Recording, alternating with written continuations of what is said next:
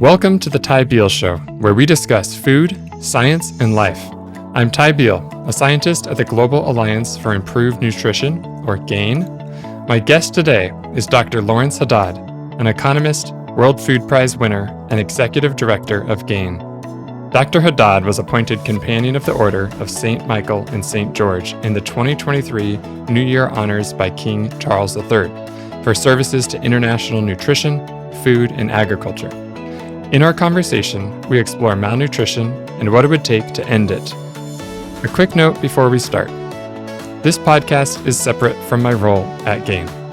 All right, let's dive in.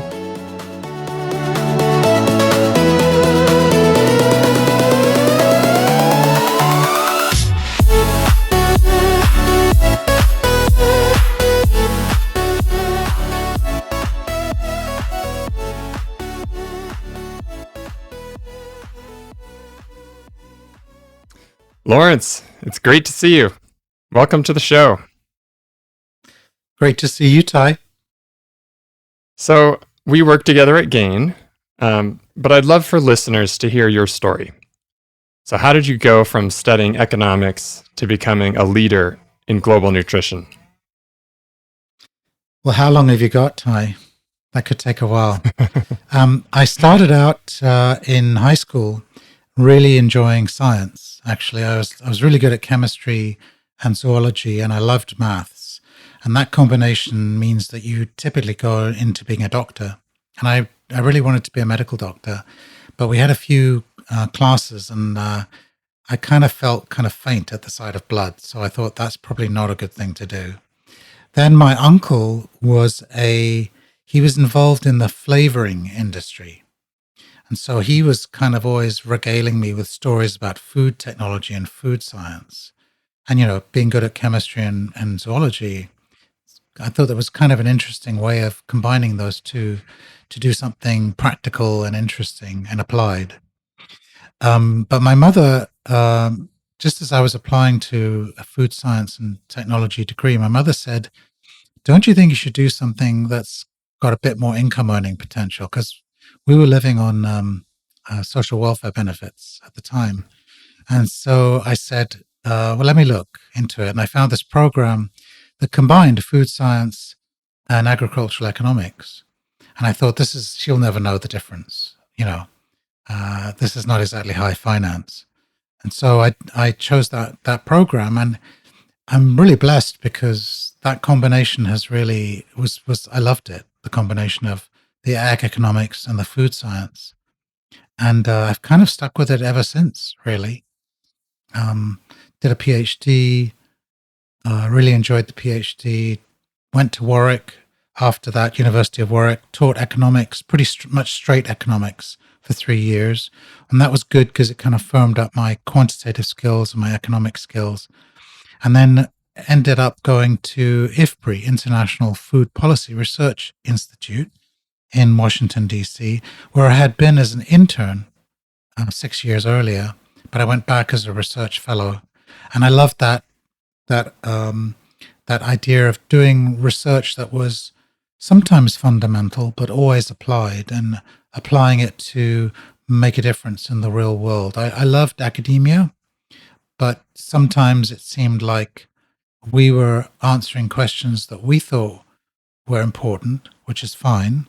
But sometimes we have to answer questions that people who are charged with action really need answered so they can further the action. And I just found my sweet spot. And then after IFPRI, how did you After IFPRI, my kids were very young, and my mother and my wife's parents were in the UK. And we said, I've been at IFPRI for a long time. I applied to be the Director General and came in second. This is back in 2002, 2003. And so I thought, well, it's probably time to move on. And this job at IDS, the Institute of Development Studies, which is this independent research institute located on the campus of University of Sussex in southern England, that job came up. And I liked the look of that because IDS is not your typical academic institution. It's It's got a whole bunch of programs on governance and participation and gender and health and poverty. And I thought, this is interesting. I can really learn from this. I think I know about development, but I don't really. So I spent 10 years at IDS. It was really interesting. I learned a lot about development, actually. I read outside of food nutrition. And that really served me well when I got back into nutrition, because I could really understand how governance, poverty, environment, education, health systems, how that all fed in to nutrition. So that was really useful. I would say, it's one of the most difficult management jobs of my life, because there are tons of really bright people at IDS, and not only are they bright, they're pretty outspoken, and they pretty much were always telling me how to run the organization. So it was challenging to manage, but I learned a huge amount, both substantively and managerially. And I learned how to, I think, write blogs. I would write a blog a week when I was at IDS, because that was kind of important to raise the profile of IDS, and that was when blogs were becoming a big thing, sort of in the 2005 2010 period.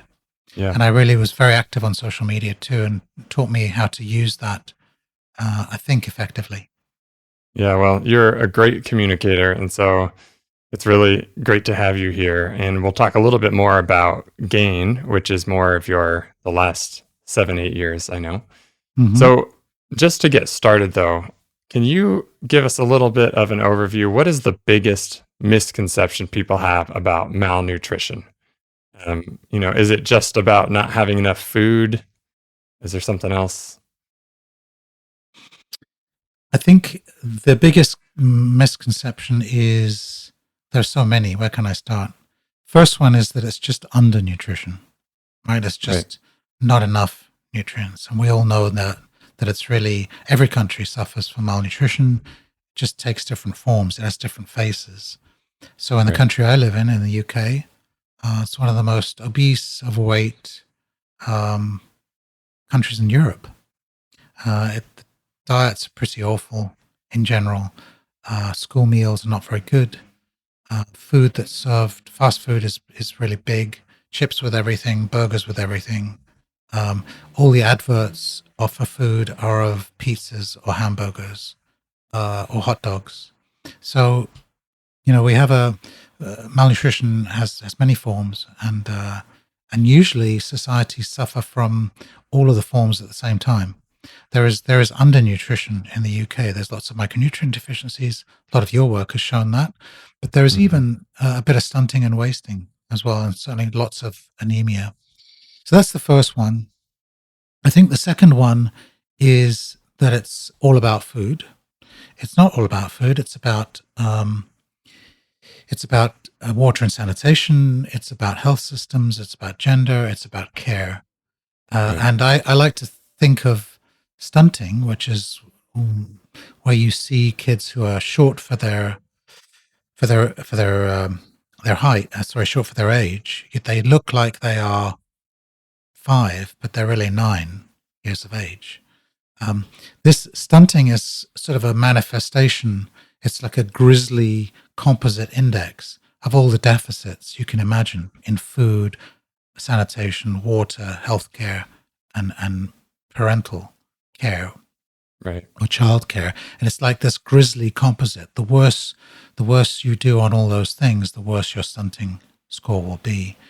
So that's the second misconception. The third misconception is that malnutrition, it doesn't matter what you eat, it's just how much you eat. So we often say we need to feed the world. Well, of course, the world needs to feed itself, but it's more about nourishing the world.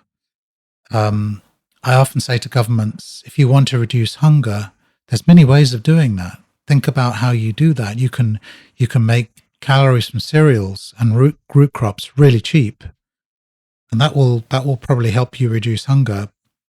But you're storing up a big problem for yourself in the future.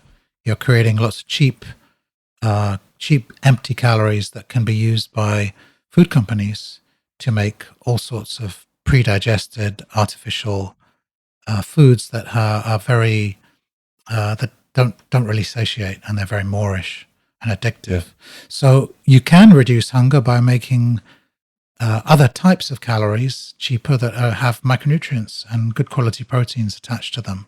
So fruits and vegetables and beans and eggs and poultry and fish. So food security can be achieved by focusing on nutritious foods. You don't have to only focus on cereals and staple foods.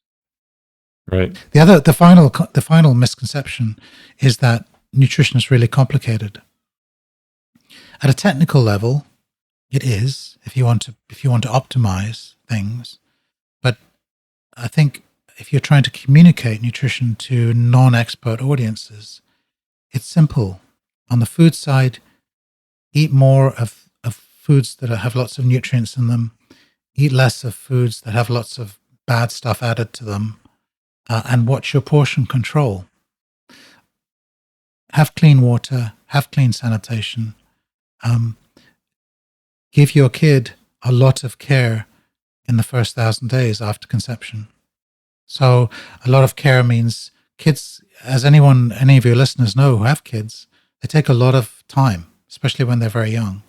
A lot of feeding, a lot of cleaning, a lot of attention, and they need that attention. They're crying for a reason. They need it to grow properly. And so we have to make the time to give them that attention. Thanks for all that insight. I think it's really clear that sort of this malnutrition, it's not just the undernutrition, it's not just the stunting or deficiencies or anemia, it's also this sort of excess. So it has some aspect of sort of overconsumption, chronic disease. And I'm hearing you that the food is a key part of this, but it's not just the food, right? It's also the water, it's the sanitation, it's the hygiene, it's the health systems, etc. So I tend to focus on food, Ty, because that's Gain's focus. There's 100 ways to reduce malnutrition, but we at Gain choose to do it through food systems and make nutritious and healthy food more affordable and available and accessible. Right. And so, we've heard somewhat about these different forms of malnutrition, some of their consequences. Can you give us some high-level numbers of people affected by some of these different forms worldwide? I hope I can. There's about 150 million kids under the age of 5 that are stunted. And there's about 40 million kids who are under the age of 5 who are wasted. Think about the same number of kids under the age of 5 who are overweight. Obesity plus overweight is about 1 billion, I think, worldwide. Hunger is about 800 million. And micronutrient deficiencies, we don't really have a very precise estimate of that, but it's certainly a lot bigger than the 2 billion number that we were thinking about and we had estimated until recently. And some of the work you've been involved, Ty, I think would probably put it at 3 or 4 billion people worldwide who are deficient in one or more micronutrients. So this really does affect, it affects people Every one of your listeners will know someone who is malnourished. It may even be them that are malnourished. So no country has a monopoly on malnutrition, and no country has a monopoly on the solutions. And just to give your listeners a sense of how critical early childhood undernutrition is, I use this quite often when I'm talking to policy makers because it brings it home to them. A healthy baby's brain weighs about a pound at birth. And then after about a year, a healthy 1-year-old's brain weighs about 2 pounds. And then in adulthood, as an adult, our brains weigh on average about 3 pounds. So 1 pound at birth, 2 pounds at 1 year of age, and 3 pounds as an adult. So you can see how incredibly fast the brain is developing very early on in life. The acceleration of development is extraordinary. And all the systems are being laid down, the cognitive systems, the immune systems, the motor systems, they're all being laid down at that very early stage. So anything that disrupts that is going to have lifelong consequences when it comes to learning, chronic disease, and immunity. So it's really it is the building block of life, livelihoods, and lifestyles. Yeah, that's really clear. Such a critical phase, that first 1,000 days. And that sort of brings me to this question of, in 2025, we have some of the most sophisticated technologies, food systems producing food very efficiently. Why are so many children still malnourished? Well, when I was I left a bit of my story out for you. I did a lot of work on malnutrition and agriculture in my undergraduate degree, and we learned all about India. I spent a lot of time studying India, and we learned that where malnutrition rates were the highest in the 70s and 80s in India was where the most food was grown, in the Punjab. We thought this was really extraordinary, and it made it clear at an intellectual level that this is about access. And then when I visited India and worked in India 5 or 6 years later, I was just blown away by the disconnect, the disjuncture, the oxymoron of these kids that were literally skin and bone, living in these lush areas that were producing the breadbasket of India. And that made me realize, at a gut level, that kind of fired me up and radicalized me, if you want. That made me realize that malnutrition is really about justice, about rights, about access. Yeah. Amartya Sen talks a lot about the right to food, but the most fundamental right to food is a body's ability to process food so to get access to food in the market, get access to food through your income, and then to process that food. Because sometimes kids can eat the food, but their guts, their intestines, they can't handle it because they're so malnourished. So even though they've eaten the food, their body denies them the nutrition. So it's about justice at so many levels. And why, I'm asked this question a lot. Why is there's so much food in the world, but why is there so much hunger? Well, it's produced in the wrong place. Agriculture's about producing food, but primarily it's about producing income. It's an industry, and its main product is income, actually, not food, really. And so if you're not producing food where there's poverty, you're not generating enough income. So food has to be produced where there's poverty, and yeah, it's fundamentally about inequality and a lack of justice. Okay. So this sort of makes me think about investing in ending malnutrition, because, like you're saying, there's such a challenge to do this because of the way that our world is set up, because of politics, because of inequity, all sorts of things. Mm-hmm. So when we're thinking about how to end this, what is the return on investment in nutrition economically? So the latest estimates from the World Bank show that every dollar you spend on scaling up nutrition interventions, you get $23 back. That's on average. Some countries it's much higher. Some countries it's a bit lower. And the way that works, Ty, is they say if you invest in scaling up programs that like breastfeeding promotion, like diarrhea treatment, like vitamin A and micronutrient capsules, very early age, if you scale those up, we know that we will prevent this much stunting from happening. We know that stunted kids learn less well in school. We know that learning less well in school means less return in the labor market. And that's how we generate these benefit cost ratios of 23 to 1. And so the countries that have ratios higher than 23, they tend to have education systems that have bigger returns to education in the labor market. And the ones that have less return tend to have lower returns to education in their labor markets. Now, the problem with that is you might think 23 to 1, that's amazing. And by the way, let me get to that. You might think 23 to 1 is great, but it actually also takes about 23 years for those returns to materialize, because the kid has to be born, has to go to school, has to grow up, has to enter the labor market, and has to begin to earn wages. That takes about 23 years.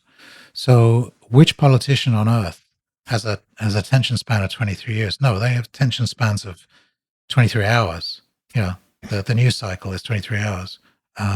They have that attention span. So it's really difficult to generate, to parlay that benefit cost ratio into something that's politically salient for politicians.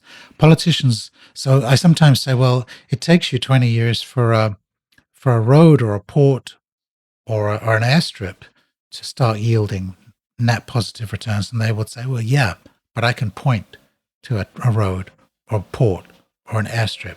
That's proof that I've done something in my 3 to 5 to 6 years. So it is a real problem. I think we have to keep appealing to a number of different things when it comes to policymakers.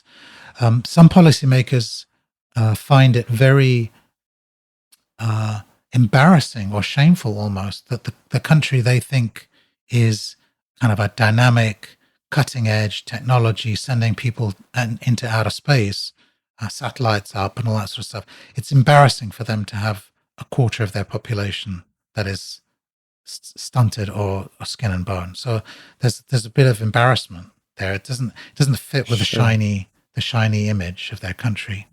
But I think we have to begin to appeal more and more to human capital. The World Bank does this, but I still think we need to find ways to demonstrate immediate economic returns. Immediate. And so I think there's potential in the obesity, the returns to reducing obesity effort. Of course, it's very difficult to reduce obesity and overweight, but the immediate returns are big in terms of a reduced absenteeism, improved productivity. But the biggest win, and I tell you, Ty, I don't really understand why it's never taken off. I think the biggest win is focusing on worker nutrition. So there's a couple of billion people in our world who work, probably more, but those are the ones we know about. And the vast majority of them do work that is manual, physical work. Whether it's in a factory or on a farm or in a tea plantation. These folks, if you improve the quality of their diets, they will be more loyal to the employer. They will have fewer absenteeisms. They'll get sick less often. They will have fewer accidents, and they will ultimately be more productive. Now, this is really important because this productivity directly flows into the bottom line of the company. So it's in the company's interest to invest in worker nutrition. The workers are better off, the company is better off, and the company sees the investment in the worker nutrition as an important thing, not because they believe necessarily in worker nutrition, but they believe in their bottom lines. They want to grow, they want to be more profitable, so this is a means to an end. I don't care that it's not the end. I don't care that it's a means to an end, because the workers' well-being improves. Right. So the problem with this, Ty, is that we can't find enough funders who will fund the initial upfront costs, because the companies are a bit reticent to take this on until they can see the results. So we need some funding at the front end to say, we'll fund it at the front end for you. I think the funders, from my discussions with them, they tend to think, well, why should we be subsidizing companies. And these are not big multinational companies. These are small companies or medium-sized national companies. Why should we be subsidizing them? They're companies. We can't be seen to be doing that for our taxpayers back home. I think they also think if someone's working, then they're not poor. The ILO numbers completely show that at least half the people working are below the poverty line. And then in addition, people in work are bringing income and food to their families, to their communities, many of whom cannot work. So I really do. I think when the day I convince some of the funders in the nutrition space to front up the initial startup costs of workforce nutrition, I can retire a very happy person. That's a very long-winded answer to your question, Ty, but it's a very difficult question to answer briefly. Yeah, well, it makes a lot of sense. I think there's these huge returns on investment that take a long time to materialize, but there are ways to show, to demonstrate, and to have bigger impact, return on investment in the short term. So I'm hearing that, thinking about the challenges to get the funding for this, what do you think it would really take to end malnutrition worldwide? Well, it's actually not a huge amount of money, really. I mean, we don't have proper estimates for it yet, but we have estimates to reduce hunger.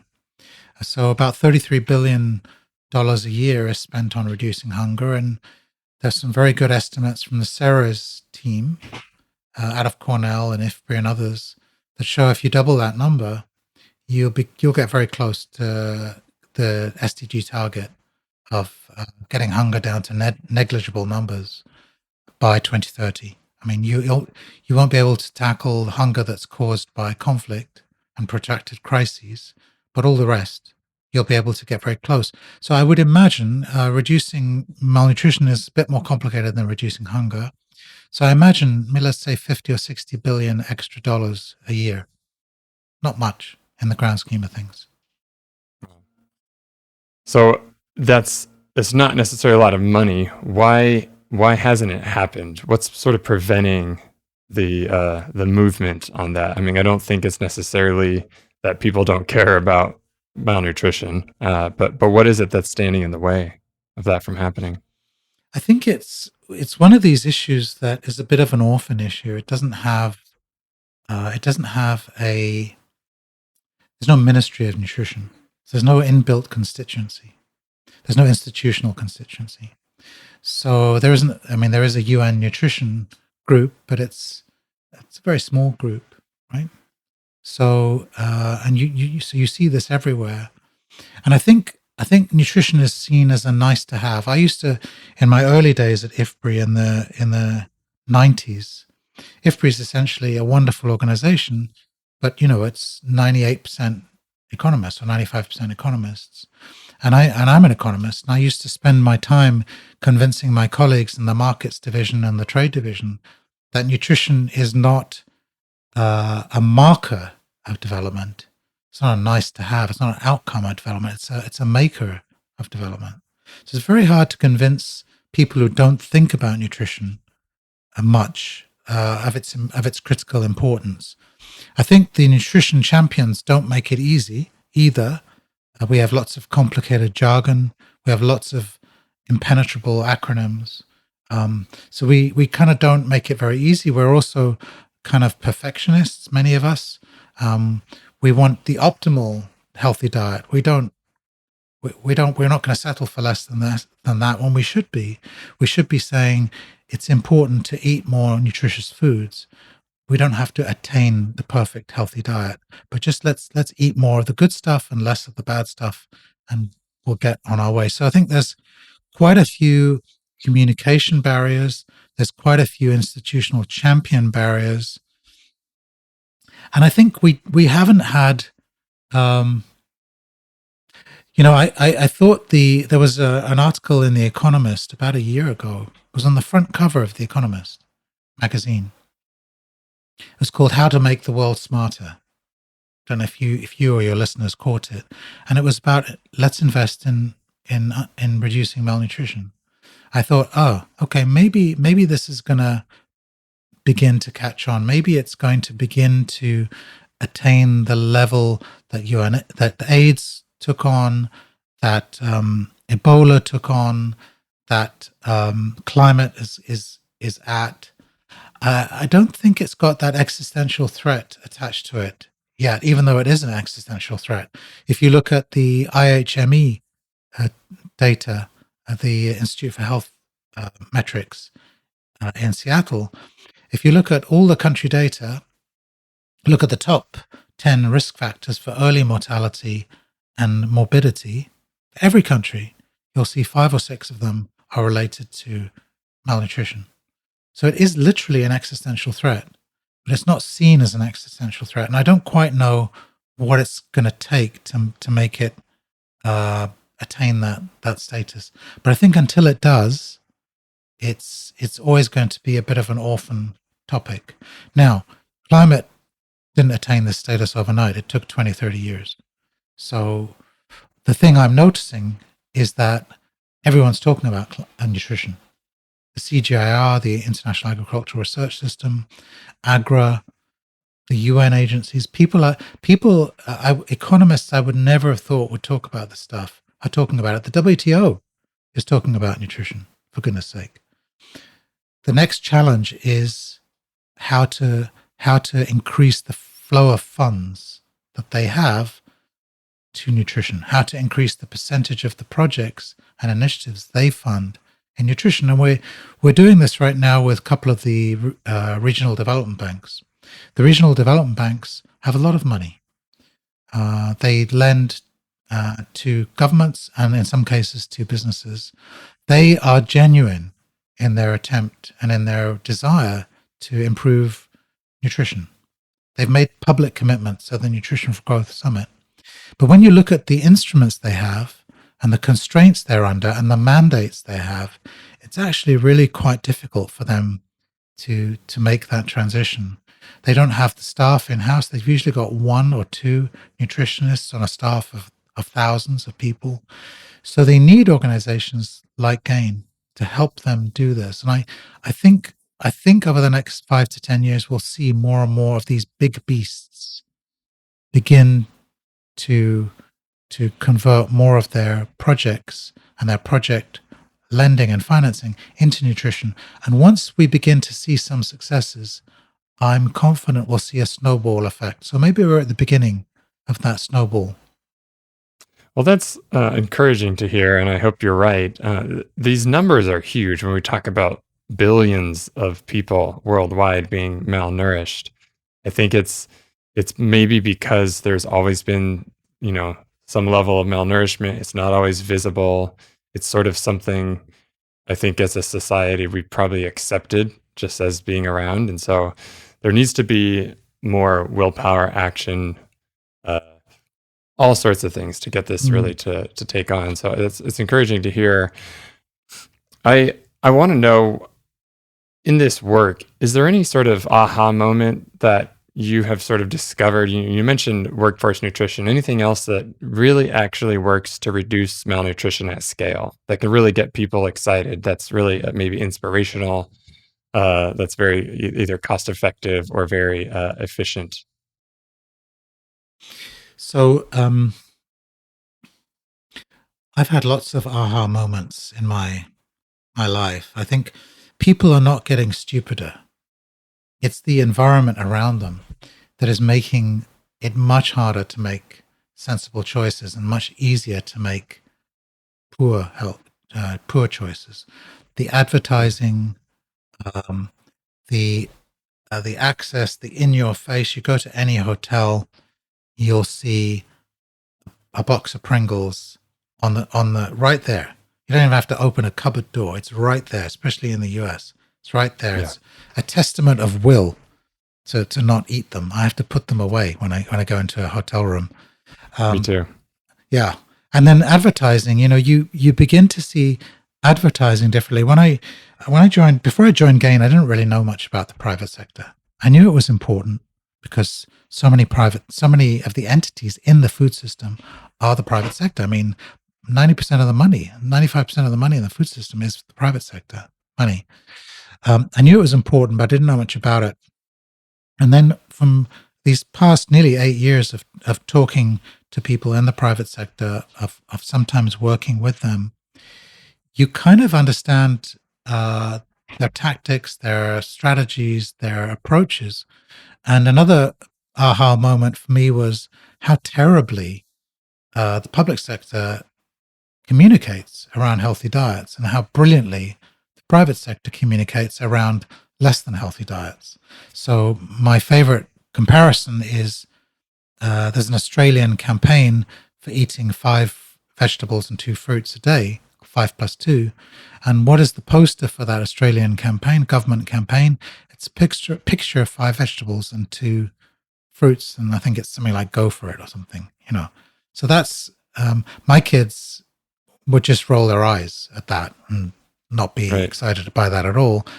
Compare that to an ad you see on the streets of New York, where you see some thin pretzels with chocolate covering, and the strap line is "You can never be too thin."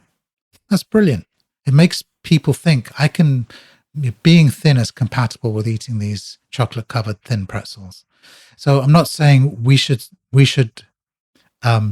do things that are dishonest on the healthy diet, environment, enabling environment, food environment side, but we have to be clever. We have to key into aspirations. We have to key into emotions to really fire people up and get their attention. Humor is great.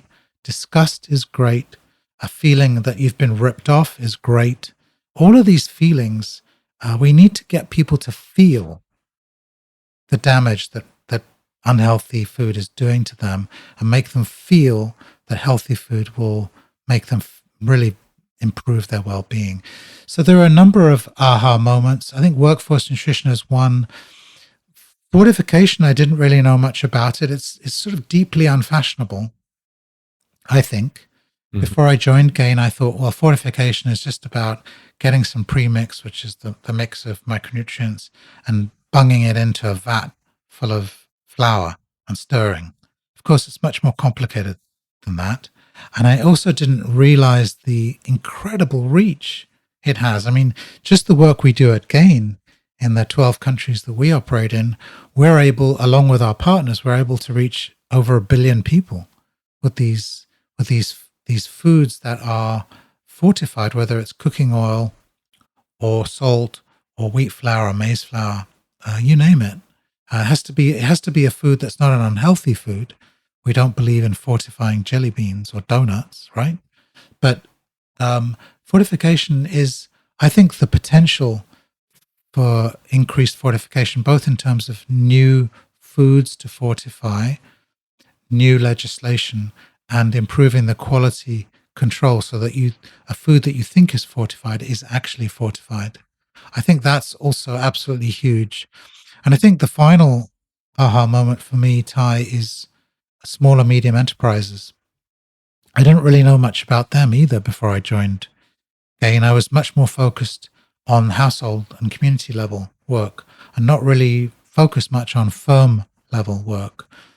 And some of the research that was done at Gain showed how important small and medium enterprises are for improving access for low income and marginally nourished people to healthy foods. That's where they get their food from, whether they buy it in a market or on the street. That's where they get their food from. And these SMEs, too big for microfinance, too small for formal finance, so they are absolutely stuck. They're not the missing middle, they're the hidden middle. Policymakers just not interested in them. They're not sexy enough.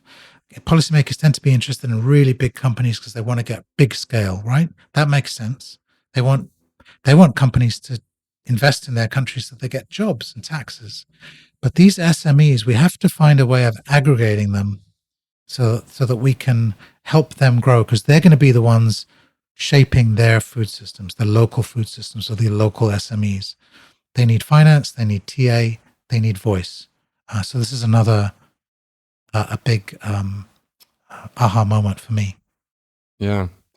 Okay, so a lot of different things that sort of are needed to sort of move the needle on this issue. And I'm hearing that it's not just the undernutrition, it's also this sort of excess. We need people to eat better to improve their nourishment for both more nutrients, better health, reducing some of these things like stunting or anemia, and also to avoid some of these chronic diseases. We talked a little bit about obesity, but also, things related to that, like diabetes and heart disease and cancer. And food plays such a critical role in all of that. So, this is such an important issue worldwide. And, recently we've seen big funding cuts, public funds from, national governments, especially in the U.S. with the dismantling of USAID. From your perspective, how much backsliding in global progress to improve nutrition do you expect from the cuts? And what is the way forward? Before I come to that question, Ty, do you mind if I go back to one of your earlier questions? Sure. Go ahead. I will get to that because it's a very important question.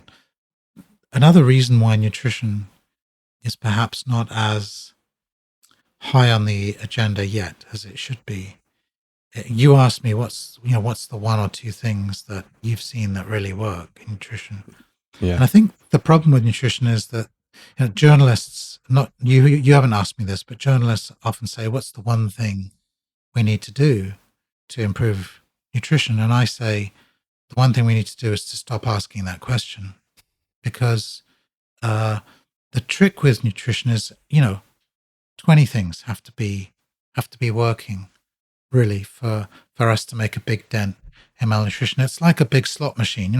Slot machines usually have three things that turn around, right?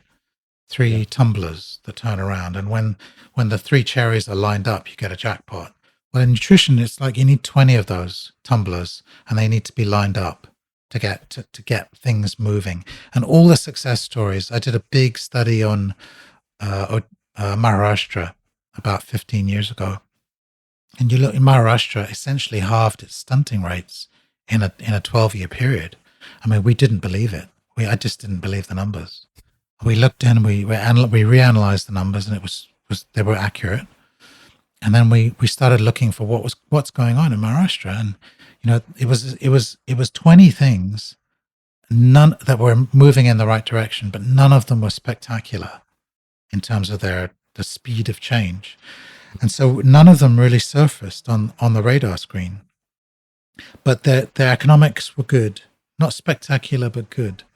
The spending on health systems was good. Agricultural productivity was good. Gender equity had improved. Water and sanitation had improved. There was a political economy. There was a mission whereby the state of Maharashtra, the prime minister, the state minister of that state was like a prime minister, had said, this is something we're going to deal with in the next 5 years. So all the silos and the bureaucracy were obliterated, and everyone was like, we're going to work together to reduce malnutrition. And they did it. So this is another reason that malnutrition hasn't attained this status, because there's no really easy wins, and there's no easy metrics. In climate, we've got one metric on the emissions side, and it's really nice because it can tie everything up. It wraps everything up into emissions. Yeah. And there are lots of opportunities for actions, but they all feed in. On nutrition, we don't have that. But let me get back to your question on aid. So I go back to an earlier point about malnutrition being about equity and justice and rights. So overseas development assistance, or ODA, aid, is really the only source of financing for development that is essentially untied. I mean, governments try to tie it, but essentially it's about compensating either groups or geographies or issues. It's firing up issues that either banks or business or governments miss. They just don't have enough money. So it has an incredible utility because it's flexible. It can be spent on lots of things. It can be catalyzed. I think we've obviously failed in the development sector to communicate to skeptics about the value add of ODA. The Secretary of State in the US says it has to pass any spending by the government has to pass three tests. Will it make us more secure? Will it make us stronger? And will it make us more prosperous? And I think that's a fair enough set of criteria. And I think aid has a great story to tell on all three of those issues. But we have been too we've taken the allocation to aid for granted. Those of us in the sector, we've taken it for granted, and we've never even in our wildest nightmares, envisaged aid being cut effectively by a third overnight. We thought, well, maybe, it's a sunset industry. We all know that it's going to be concentrated on a fewer and fewer sets of countries. It's going to gradually decline over the next 20, 30 years. That's what we wanted to happen, right? We don't want to have to rely on aid. But the rapidity, the carelessness, and the carelessness by which the cuts have been made are going to be incredibly disruptive. We estimated in a paper in Nature Food that 369,000 kids are going to die every year if the third of the cuts in overall aid are translated through to cuts in nutrition related aid. That's 369,000 kids a year worldwide that are going to die. So this is a big deal, and it's turning back the clock. I think now, what do we have to do differently? We can't pine for the way things were. I think, the next US administration after this one is not going to suddenly say, let's reinstate USAID. I really don't think that's the case. And I think it's not just the US either, it's Europe and other places as well. And then with defense spending having to be increased in Europe, aid is not going to come back to the levels we saw at 230 billion a year. It's not going to be that way. I think it'll be probably halved in 3 or 4 years' time. It'll be half of what it was 3 or 4 years ago. So what do we do? What do we do with this? I'm an economist. And economists, we like to talk about resources being scarce and having alternative uses, right? That's what economics is. But that's basically the definition of economics. How do you allocate scarce resources that have alternative uses to maximize utility? So I think we have to use ODA as and treat it like a precious metal, a precious thing, right? A very precious thing, and that we cannot use ODA to gap fill. We can use it to gap fill in humanitarian emergencies. Of course, we have an obligation to do that. But where it's paying teachers' salaries and paying health workers' salaries, we can't be doing that. We have to enable governments to do that. And for that, we have to reduce the debt burden on those governments. So I think there's a lot of debt relief. And I'm a big fan of debt swaps. We forgive some debts in order for governments to do X, Y, and Z. And very often governments in Africa, Asia, Latin America, and Europe, and North America will say one thing, but their budgets will reflect a different set of priorities. So we have to make budgets much more reflective of the SDGs, domestic budgets. But I think aid has to be saved in non-emergency situations for wherever it can catalyze, leverage, whatever you want to call it, either concessional lending, which is different from ODA. ODA is mostly grants. We have to use the grants to catalyze concessional lending, so lending at a below market rate to governments, to industries, to companies. And we have to use the concessional lending in the development finance institutions, international finance institutions, to leverage the private sector. So we have to use the the small amount of ODA to leverage larger amounts of concessional finance to leverage much larger amounts of the private sector. This I think is the new ODA reality. We've been moving towards that model, but now we're in a mad rush to accelerate that model, I think. Can you elaborate a little bit about development finance institutions, what they are, what role they play, and what can the private sector do to contribute? Sure. So development finance institutions are it's kind of a group of it's a mixed group of organizations, but essentially they are provided they raise capital and they lend money to governments and to some cases companies. So the World Bank has a grant making facility, but it also has a financing loan credit facility. The African Development Bank, the Asian Development Bank, uh, the International Fund for Agriculture and Development within the UN. They're all examples. They're also countries also have their own development finance institutions. Germany has KfW, the Netherlands has FMO, France has Proparco, the UK has a British Banking Institute. So all of them have their own institutes. They are not quite as affected by the cuts in ODA as other arms of development finance because they have replenishments, and the replenishments are not totally impact led. They're expected to generate a financial return, so they're seen as less risky. They're seen as more developmental in a sustainable way than grants are.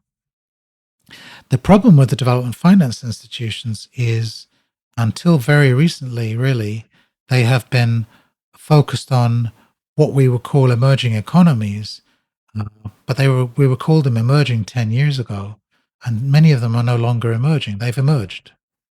And development finance institutions have not really caught up. So it's really hard. It's really hard to think about DFIs working in some of the wealthier middle-income countries. Are they crowding out private finance, or are they crowding it in? I think it's case by case, but it's quite questionable. Can they work in the Bangladeshes of this world, in Tanzania, in Rwanda, and even in Ethiopia, where there's much less access to commercial finance? The needs are great, but the private sector is thriving, and there's a relatively stable environment for the private sector to work. So these development finance institutions need to,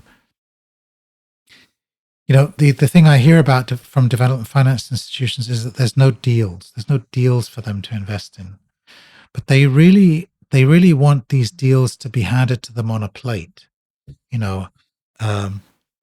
A company or a set of companies that are setting up a new facility to process beans or market beans, or a new set of market institutions, or roads and storage to improve to reduce the food loss and food waste for nutritious foods, or finance facilities. You can use finance to create new finance intermediaries. They want these to be set up for them on a plate, so all they have to do is sign the check. I'm being a bit unfair, but obviously that's what they would prefer. But they need to begin to work with organizations like GAIN and others and governments to put together deals that will have an economic return and a nutrition impact return that blend ODA with the next level up, which is development finance. It's not purely commercial, but it's kind of in between ODA and commercial, and then to get some commercial investment in. So blended finance that has a economic return, because no one's going to invest in it if it doesn't, but the economic return is slightly below market value, and then it has a social impact, whether it's nutrition or something else. Now, it's quite tricky to set those deals up, and it's quite tricky to make the development finance institutions and the international finance institutions mechanisms work to support those.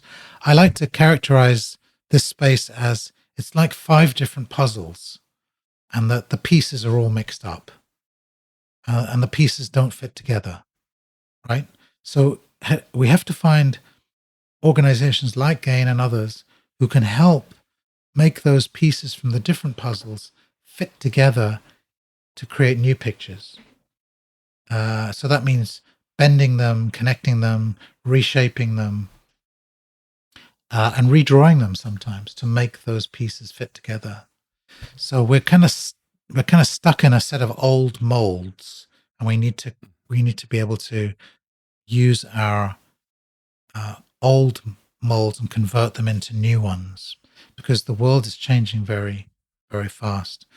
Bit of a rambling answer there for you, Ty, but just to give you an example, the Nutrition for Growth commitments in 2025, the summit that just passed in Paris, the nutrition commitments are $28 billion. Now, we're all very happy about this, because in the 2021 nutrition commitments from N4G in Japan, they were I think $1 billion less, 27 billion. But of course, 11 billion of those dollars came from USAID in 2021. Zero came in from USAID in 2025. Who stepped in? The development banks stepped in. The African Development Bank alone has made a commitment of $9 billion. That's a lot of money. If you look at ODA to nutrition, in a narrow sense, ODA to nutrition, out of that 230 billion envelope, only 5 billion was going to nutrition. So if the Asian Development Bank as the African Development Bank is saying 9 billion, that's a big deal.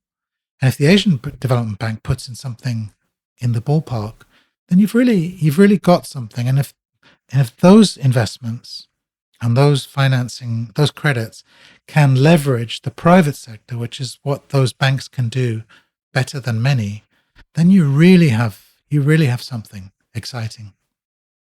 Okay. So it sounds like there is a lot of hope, and it's just that it's fitting these misshapen puzzle pieces together, figuring out a way to make this new system work, out with the old, in with the new. I think it's encouraging to hear that. It doesn't sound like it's an easy process, but there are a lot of different ways that it's beginning to happen. And I guess much more work for you and I to keep doing on this effort. I'm curious to know, for young people who are interested in working to end global malnutrition, but who may be worried about their livelihood if they pursue it, given the cuts to public funding, do you have any inspirations, suggestions, cautions, any sort of insights to them that you can offer? Well, I think nutrition has always evolved, like Madonna, right?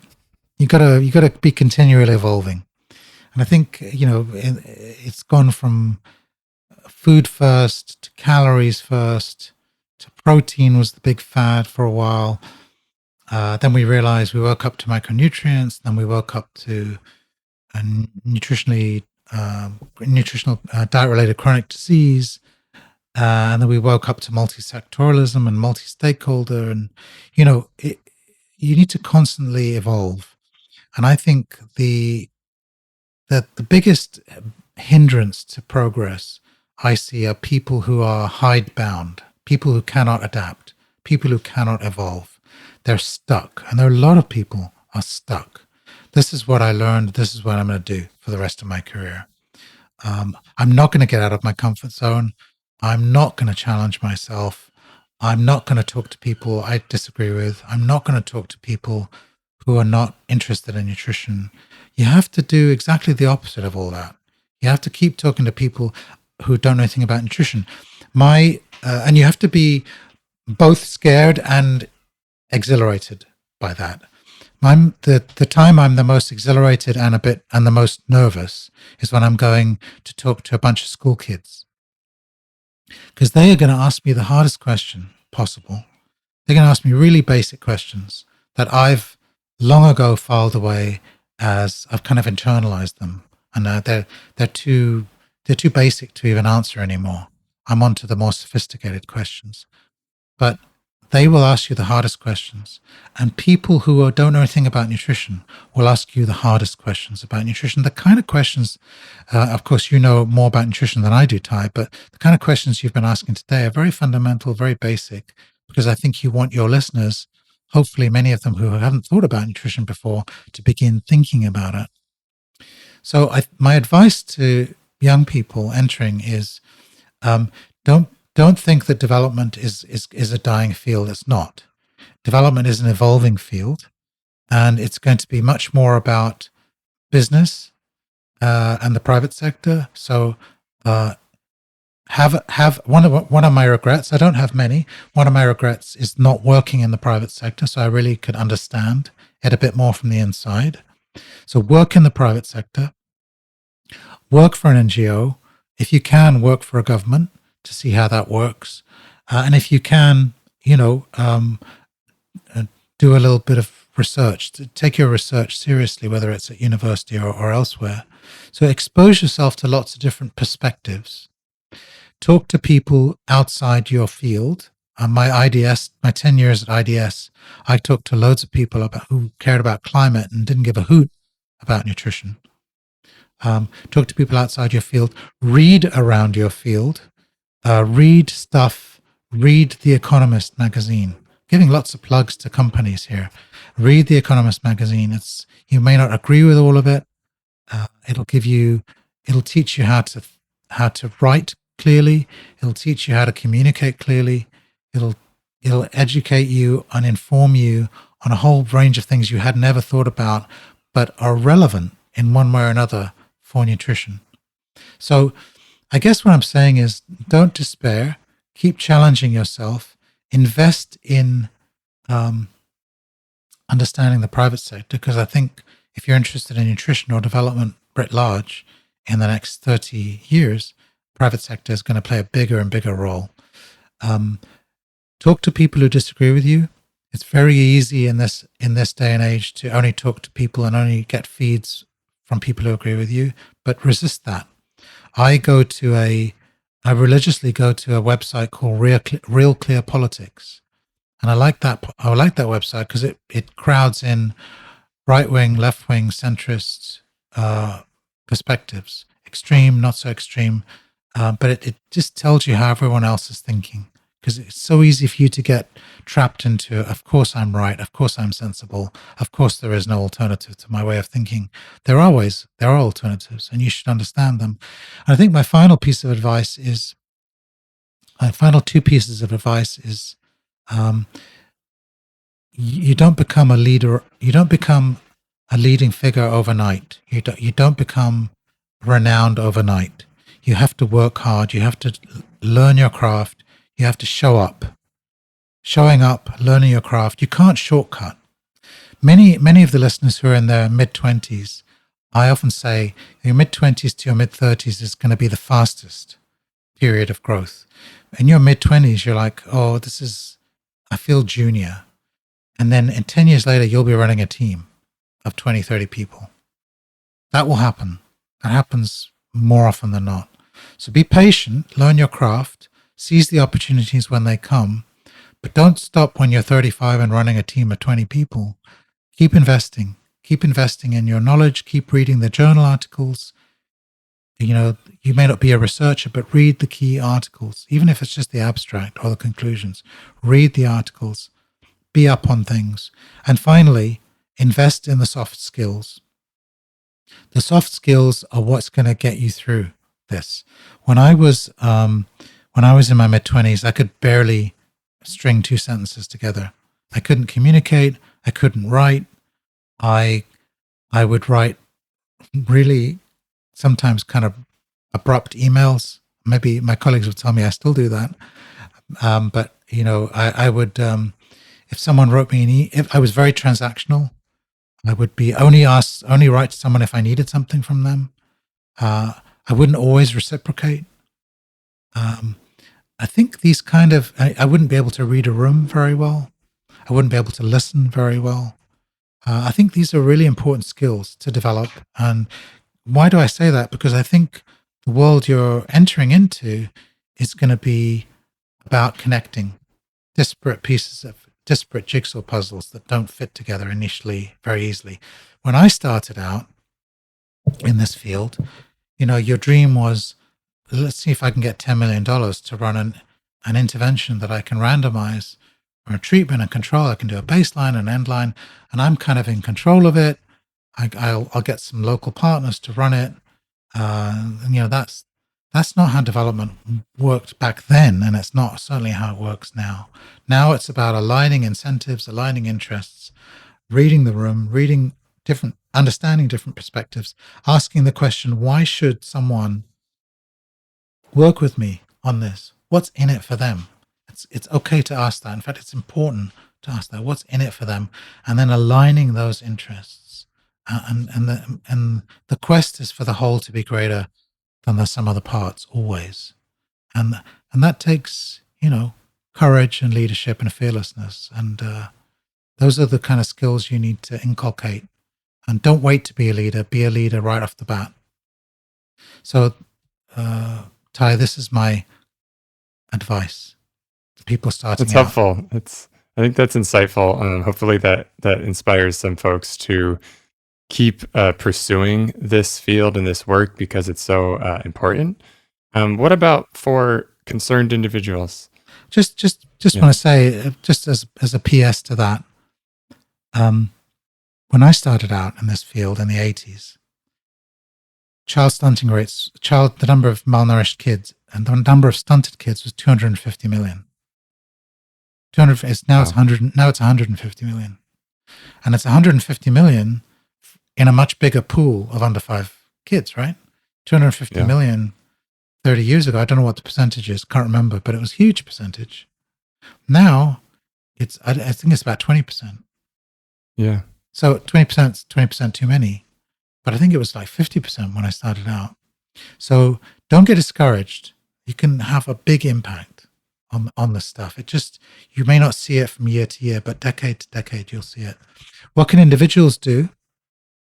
I think individuals, I always say, don't be a taker don't accept situations. If you're a parent and you see your kids being given really terrible food at school, do something about it. Get together with other parents, talk to the teachers, talk to the school administrators, talk to the kids. Maybe there's something you can do about it. If you see your high street being taken over by fast food joints, go talk to your local congressperson or MP. Go talk to your community group. Go and talk to your local councillor. Go and talk to your mayor. Don't be afraid to talk to these people. They're just people like you and me. In fact, you'd probably be helping them.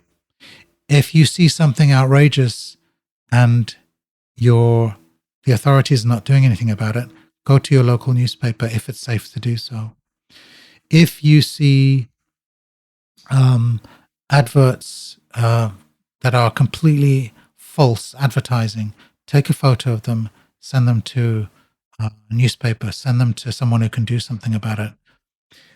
If you are a parent, try to get your kids interested in food most of the successful behavior change that we see in food is when you connect nutrition to something people care about. I think it's really difficult to drag people to nutrition. I think you have to drag nutrition to where they are. So if they care about becoming a sports person, show them how important good diet is for sports. Find some sports personalities who champions of healthy eating. Um, if you are a if you work in a if you work in a place where your workplace canteen is terrible, or they always serve. So I'm thinking about a Western European or North American. If they always serve unhealthy pastries in the morning, if they still do that kind of thing, get them to serve healthier foods. Get your cafeterias to serve healthier foods.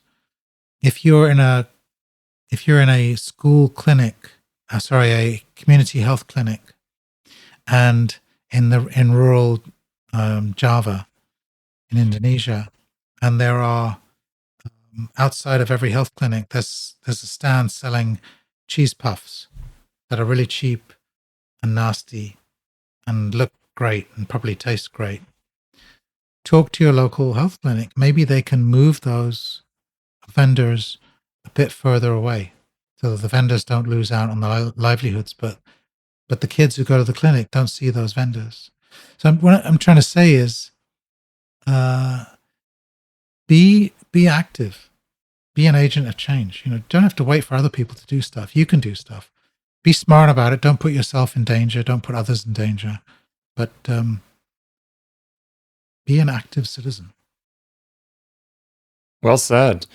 So I want to just close by, thinking about these, large numbers of people still suffering from hunger, from malnutrition in different forms, reductions in funding, challenges with the development work. What gives you hope?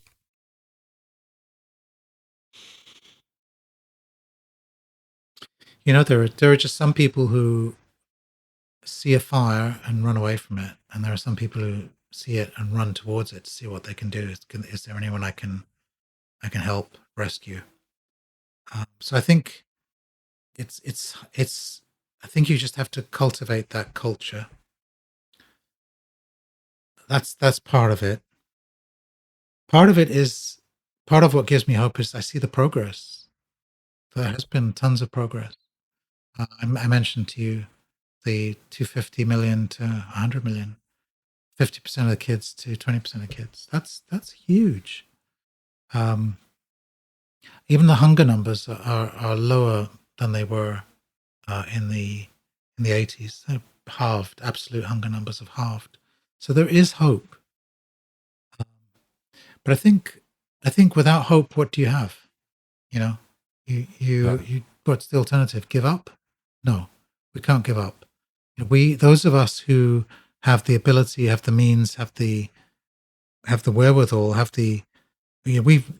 I was born in Johannesburg. I'm lucky to be born in Johannesburg. My parents moved from Johannesburg because they're Lebanese descent, and they were worried about apartheid in the 60s, the early 60s. My aunt, who was a lot darker skinned than me, had curly hair. My mother's sister, younger sister, they gave her, the South African authorities gave her the pencil test, which is, you put a pencil in the hair, and if it stays in the hair, you're classified in a certain way, in a way that the South African government of the day found second class or third class. So what am I going on about? Well, I was lucky to be born Lebanese in South Africa, even though it was some jeopardy attached to it. But I was lucky. I could have been born in a slum in Kibera or Dhaka in the 60s. So those of us who are fortunate enough by just sheer good luck to be born in a certain place, to certain parents and certain circumstances, we have to dedicate our lives as much as we can in whichever way we can to evening out the world. The world's very uneven. Topographically, it's very flat. It's very smooth. The Earth is smoother than a billiard ball if you go far enough out. But it's very uneven when it comes to opportunity and burdens. And so I think we have our humanity says we have a moral obligation to do something about that if we can. And many of us can. So all of this gives me hope. But it's not really hope that fires me. It's um, it's a sense of outrage and injustice that fuels me. Hope is something that I have to check into and get a top up on every now and then. But I think we make our own hope. It's the outrage and the radicalization that keeps you going, and you just have to channel that into ways that generate hope for yourself and for everyone else. So we're in the business of generating hope as well as ending hunger and malnutrition. Well, thank you so much for meeting with me. I'm sure the listeners will really appreciate this conversation. So I really appreciate you taking the time. Thank you, Ty. Thank you for doing this. It's really important to talk to people kind of behind the scenes, to talk to them as human beings, not as leaders of organizations or as eminent researchers or whatever they are. Just talk to them as human beings. And what you're doing is drawing out the messages and the humanity behind the people that people see on LinkedIn and X and on websites. So communication is so important in this topic, and you are really, really amplifying and facilitating and reaching new audiences. So thank you for what you're doing. Of course, my pleasure.